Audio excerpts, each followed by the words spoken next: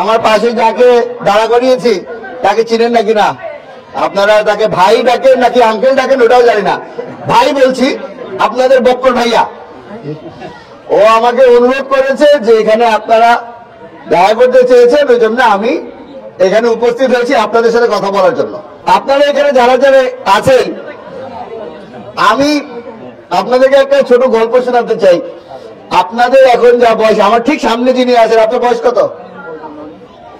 11। ওনার বয়সের থেকে আমি আরো 2 বছর ছোট ছিলাম। আমার তখন বয়স 9 বছর বয়সে আমি আমার বাবার সাথে, আমার বাবার ছোট আঙ্গুলটা ধরে এই আঙ্গুলে হেঁটেছিলাম। আব্বার ইলেকশন ছিল, আমাকে এমনি বেড়ানোর জন্য হাঁটিয়েছিল। ওই 9 বছরের ওই ছোট্ট শিশু তখন কোনো সময় চিন্তাও করেনি যে এখানে একদিন আপনাদের সামনে দাঁড়িয়ে বক্তৃতা দেওয়ার সুযোগ হবে। মাইকে শিখে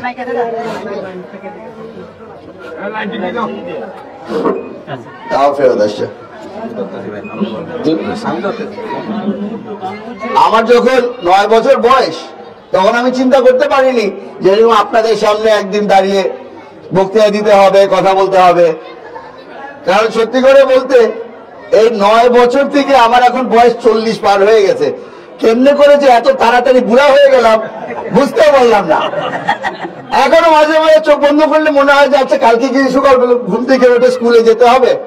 তাও চিন্তা করে বলি যে না, স্কুল তো প্রায় 30 বছর আগে শেষ হয়ে গেছে। আসলে বুড়া হয়ে যাচ্ছি, মাথার চুল পড়ে যাচ্ছে, গালের দাড়ি সাদা হয়ে যাচ্ছে। ওই জন্য আপনাদের ভাই তো আর এখন না, এখন আঙ্কেল স্ট্যাটাসে চলে গেছি। এখন আঙ্কেল হিসাবে আপনাদেরকে একটা জিনিস বলতে চাই। আমরা যারা যারা আপনার সামনে আছি আজকে, সবাইকে আপনারা হয়তো ওই ব্যানার, পোস্টার এভাবে করে আপনারা হয়তো চিনেন। আপনারা হয়তো আমার কিছু ব্যানার, পোস্টার দেখেছেন, দেখে হয়তো এখন চেহারা মনে হচ্ছে হ্যাঁ এটা তো এই লোকটাই। এই পরিচয় থেকে একটা বড় পরিচয় আছে। ওই পরিচয়টা হলো গিয়ে আপনারা যেই এলাকায় বসবাস করেন, আমিও সেই এলাকারই সন্তান। তো ওই অনুযায়ী আমরা সবাই কিন্তু একটা পরিবার। আপনারা গত কিছু বছর ধরে হয়তো দেখে এসেছেন যে এই পলিটিক্সের মধ্যে অনেক ধরনের নোংরা মানুষ সামনে চলে আসে। পলিটিক্স মানে হচ্ছে যে মারামারি, কাটাকাটি, এই ধরনের। আমরা আজকে আপনাদের সামনে এসেছি একটা ওয়াদা করার জন্য যে পলিটিক্স আর নোংরা থাকবে না। আমরা চেষ্টা করব সুন্দর পলিটিক্স করার, যেন সামনে যখন আপনাদের সুযোগ আসবে পলিটিক্স করার, তখন আপনারা একটা সুন্দর পলিটিক্স করার সুযোগ পাবেন। আপাতত এই যে একটা পলিটিক্স করলে একটা জিনিস মাথায় রাখবেন, যদি কোনো সময় আপনাকে ওই ক্লাসের প্রিফেক্ট, হেড বয় হওয়ার সুযোগ দেয় না, সবসময় মাথায় রাখবেন ডিসিপ্লিন হচ্ছে গিয়ে সবচেয়ে বড় জিনিস। সবসময় ডিসিপ্লিন মেনটেন করতে হয়। আর এই ডিসিপ্লিন হচ্ছে গিয়ে ঘুম থেকে টাইম মতো ওঠা, ঠিক টাইমে ঘুমাতে চলে যাওয়া। এই ডিসিপ্লিন যদি আপনি এখন থেকে মেনটেন করা শুরু করেন না, এই যে আপনার সামনে যে পাগল আঙ্কেল গুলি দেখতেছেন ধাক্কা ধাক্কি করে, এরকম হবেন না আপনারা।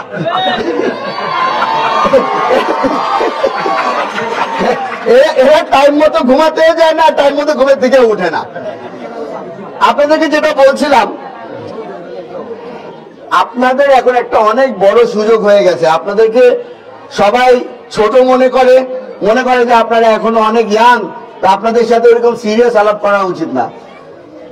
এক সময় আমরাও ইয়াং ছিলাম, তখন আমরাও মনে করতাম যে সবকিছু তো বুঝি।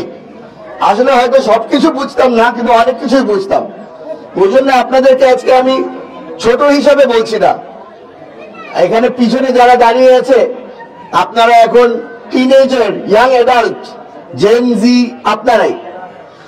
এখন আপনাদেরকে উদ্দেশ্য করে আমি একটা জিনিস বলবো, আপনারা ভবিষ্যতে কি করতে চান, আপনারা ভবিষ্যতে কি হতে চান, এখানে কোনো ব্যারিয়ার থাকবে না।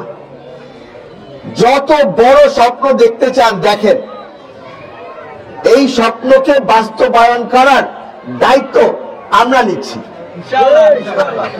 আপনাদের এখানে অনেকেই হয়তো মনে করছে যে আমি বড় হয়ে ডাক্তার হব, আমি বড় হয়ে ইঞ্জিনিয়ার হব, আমি বড় হয়ে বড় ব্যবসায়ী হব।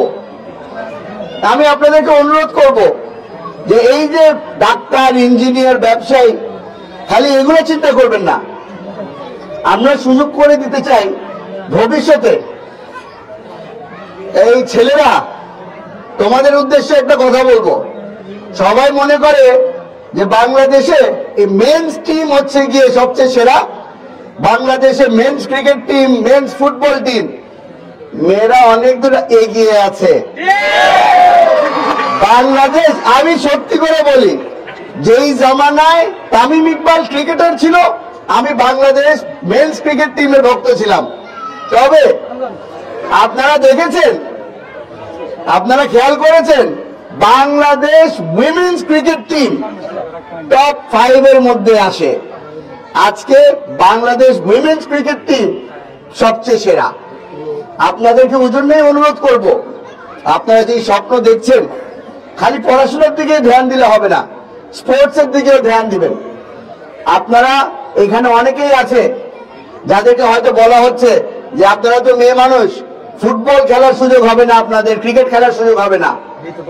এখনই বলে দিচ্ছি, প্রতিটা সুযোগ আছে আপনাদের।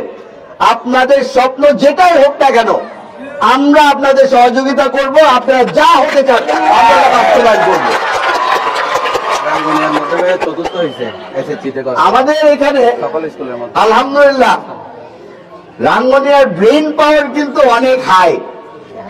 আশা করছি বাংলাদেশের মধ্যে যদি সবচেয়ে সেরা ডাক্তার হয়ে থাকে, ওটা ইনশাল্লাহ একদিন রাঙ্গুনিয়ার থেকেই হবে। এই আপনাদেরকে আমি দেখে বুঝতে পারছি, কিন্তু ট্রেনিং দেওয়া হয়েছে যে এই একটু পর তালি দিতে হবে। মন থেকে যদি ইচ্ছে করে তাহলে তালি দিবেন, না হলে তালি দিবেন না। এইখানে আরেকটা জিনিস বলে দিচ্ছি, রাঙ্গুনিয়ার মধ্যে আর কোনো জোর জবরদস্তি হবে না। রাঙ্গুনিয়ার মধ্যে আপনাদেরকে এমন একটা পরিস্থিতি করে দিতে চাচ্ছি আমরা, যেখানে আপনারা দিনে বলেন রাতে বলেন সব সময় নিরাপদ মনে করবেন নিজেদেরকে। আপনাদের বাবা মারা আপনাদেরকে সকলকে হয়তো বলে দেয় যে আসরের আজানের আগে বাড়িতে চলে আসতে হবে, কারণ তারা ভয় পায় যে বাইরে খারাপ ধরনের মানুষ আছে। আপনাদেরকে ওয়াদা করছি, এখন থেকে এই যে আপনাদের সামনে যে বড় এই বুড়া বুড়া আঙ্কেলরা আছে, এরা সকলে আমার পক্ষে আপনাদের পাহারাদার হিসাবে কাজ করবে। আশা করছি আল্লাহর ওয়াস্তে মাফ করে দেন, এরা স্লোগান দিতে দিতে আমি হয়রান হয়ে যাই। আপনাদেরকে একটা ছোট জিনিস বলে যাচ্ছি, হয়তো মনে করবেন যে ডায়লগ বাজি করছি, কিন্তু ডায়লগ বাজি করছি না, সত্যি করে বলে যাচ্ছি। এখানে আপনারা যারা যারা আছেন, আপনাদের কোনো সমস্যা হলে, কোনো সময় যদি মনে হয় যে এই আঙ্কেলটা একটু সাহায্য করতে পারবে, আপনারা সকলে জানেন আমার বাড়ি কোথায়। বাবা মাকে নিয়ে বাড়িতে চলে আসবেন। আশা করি আপনাদের সাথে বসে চা বিস্কিট খাবো। আমার বাড়িতে কিন্তু বিস্কিট আর চা সবসময় ওপেন থাকে। এখানে আশেপাশে যাওয়ার পথে আমার বাড়ি হয়ে যেতে পারবেন। আপনাদেরকে এই যে এখানে আমাদের টিচাররা যারা আছে, তারা বারবার করে অনুরোধ করে, আমি খুব খুশি হলাম। সবসময় যে স্কুলেই যাই না কেন, সবাই বলে যে এখানে আমাদের বিল্ডিং এর মধ্যে এই সমস্যা, আমাদের কম্পিউটার নাই, এটা নাই, ওটা নাই। প্রথমবারের মতো শুনলাম যে আমাদের খেলার মাঠটা যদি ঠিক করে দেওয়া যায় তাহলে আমরা খুব খুশি হব। যেহেতু এই অনুরোধটা করেছে, কসম করে যাচ্ছি এমপি হয়ে আর না হয় এই আঙ্কেলটা এই কাজটা অন্তত করে যাবে। আপনাদের এখনো ভোট দেওয়ার বয়স হয় না, এই জন্য আপনাদেরকে বলবো না আমাকে ভোট দিও। তবে আমি বিশ্বাস করেন, এই 5 আগস্ট, এই যে জুলাই আন্দোলন হলো, আপনারা সকলে হয়তো টিভিতে দেখেছেন, যাদের যাদের হাতে ফোন আছে আপনারা হয়তো ফোনে দেখেছেন। আমরা সবাই বলি যে এই আন্দোলন সফল হয়েছে এই নতুন বাংলাদেশ আমরা পেয়েছি এই স্টুডেন্টদের কারণে। এই স্টুডেন্ট বলতে কিন্তু আপনারাও, কারণ আপনারা আপনাদের বাবা মাকে গিয়ে বলেছেন এই আন্দোলনকে সাপোর্ট করার জন্য। তো সেই কারণে আমি আপনাদেরকে ধন্যবাদ দিতে চাই এবং আপনাদের থেকে আমি আজকে দোয়া নিয়ে যাচ্ছি, কারণ আমার বিশ্বাস আপনারা যারা আছেন আমাদের জন্য ফেরেশতা হিসেবে কাজ করেন, আপনাদের দোয়া কবুল হয়। আমি যখন ছোট ছিলাম তখন আমি বারবার আমার বাবার জন্য দোয়া করতাম, আম্মার করতাম, আর সবসময় আমাকে বলা হতো যে দাদা দাদুর জন্য দোয়া করবা, কারণ তোমরা তো ছোট, তোমাদের দোয়া কবুল হয়। আজকে আমি বুড়া মানুষ হিসাবে আপনাদের কাছে অনুরোধ করছি, আপনারা আসলে আমার জন্য ফেরেশতা, আপনারা আমার জন্য দোয়া করবেন।